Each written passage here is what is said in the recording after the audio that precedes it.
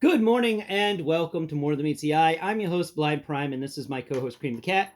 And today we're going to be talking about the Transformers Studio Series, Gamerverse, War for Cybertron, Skywarp, and Starscream, the Seeker molds. Woot woot. Love me some Seeker molds. And this one is a unique one.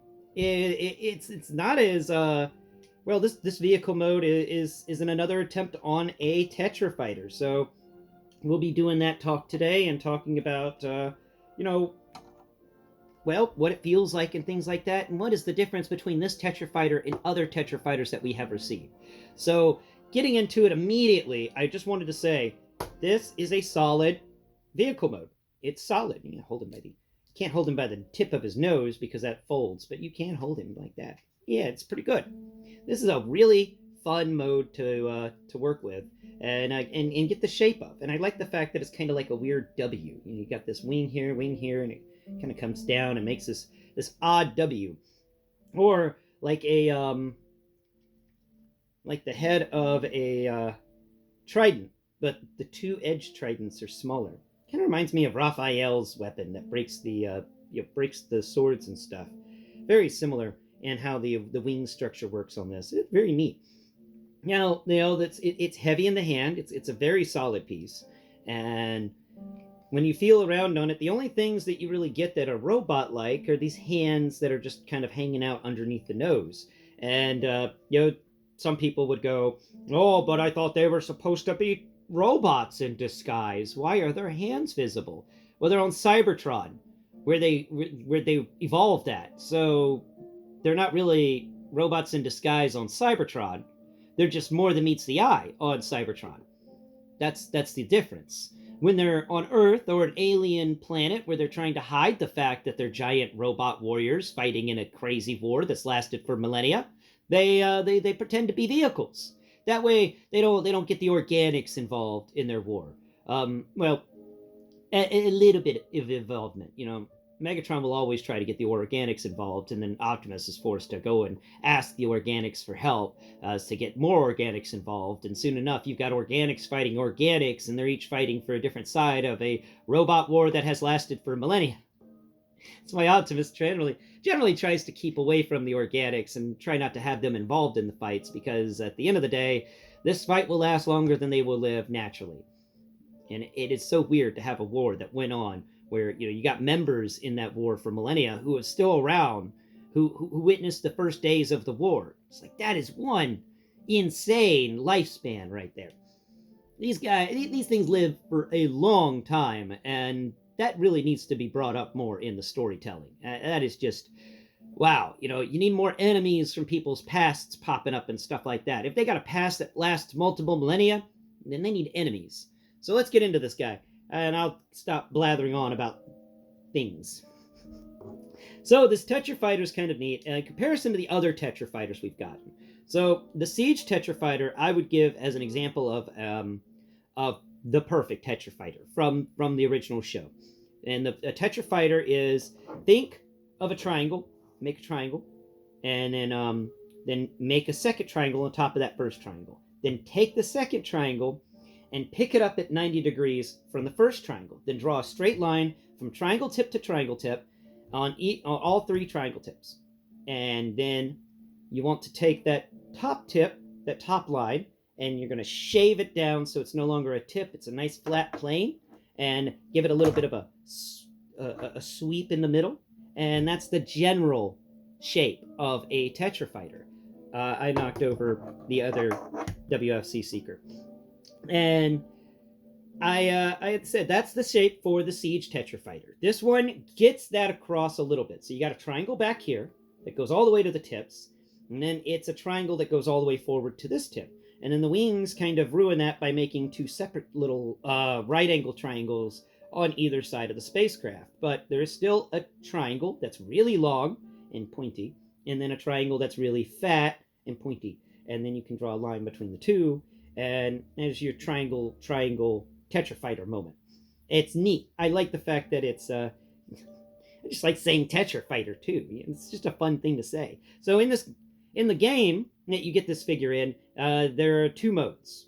Okay, In the game, you have flight mode, and in the game, you have hover mode. So the figure we have here is hover mode version. This is not the flight mode version. So the wings are folded inwards and stuff. Like this little wing bit on the side is supposed to be kind of folded out to make a wider wing at the back, and this one's supposed to be folded down a bit and stretched out a bit further on each side, and that's not the case. So this is hover mode. You only get flight mode in the second level of the WFC game, where you fly around as the Seekers trying to get into Cybertron from the crazy satellite.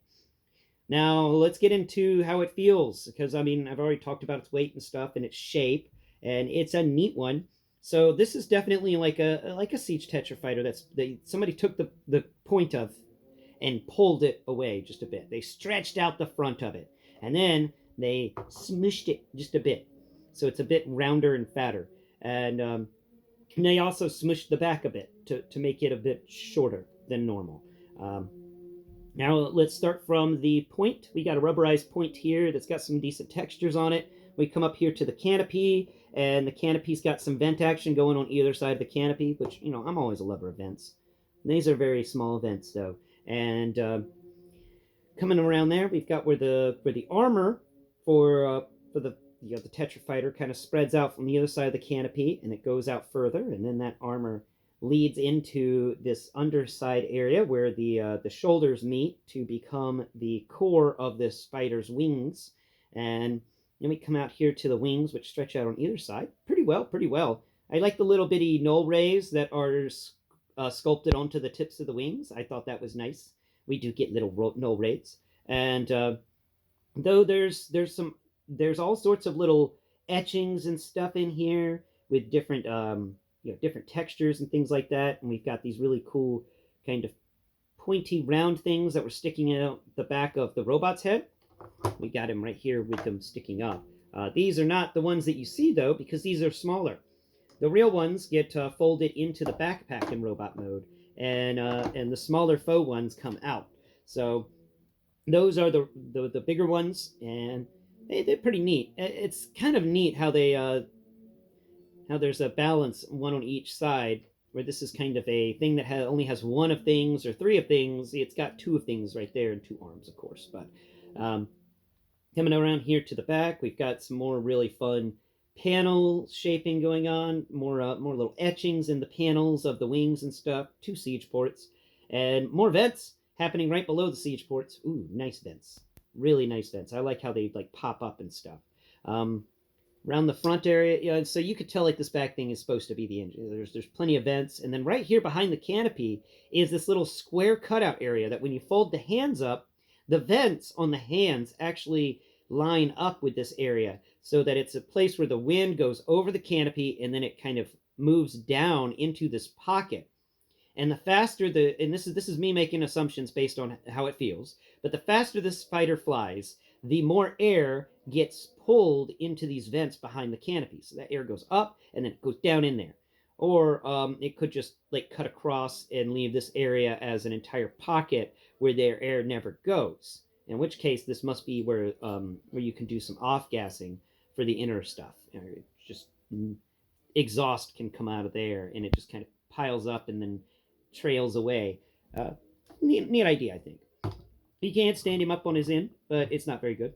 And yeah, there's not really much more to talk about this guy. I've been kind of all over the place talking about him, but it's a Tetra fighter, but it's a weird Tetra fighter. It is a very unique Tetra fighter for sure. It reminds me a lot of the, how they took the Siege Tetra fighter and then they did the Bumblebee concept art Tetra fighter, which this is definitely a better fighter than that Bumblebee concept art Tetra fighter.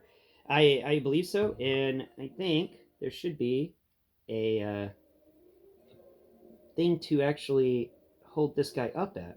I think there's a port somewhere to put him on a flight stand, but I haven't been able to find it. Oh wait, there it is. It's hidden in there. It's hidden in there. But you can't put this guy on a flight stand. Unlike the actually no, that isn't a flight stand port. I don't know what that is. I haven't been able to find the flight stand port for this guy.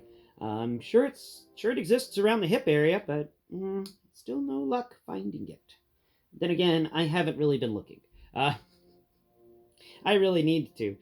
But so this is definitely, if I were to compare the 3 Tetra fighters that we've received so far, the Siege, the Bumblebee concept art, and then the WFC Gamerverse, I would give the Siege one as the number 1 best example of a Tetra fighter.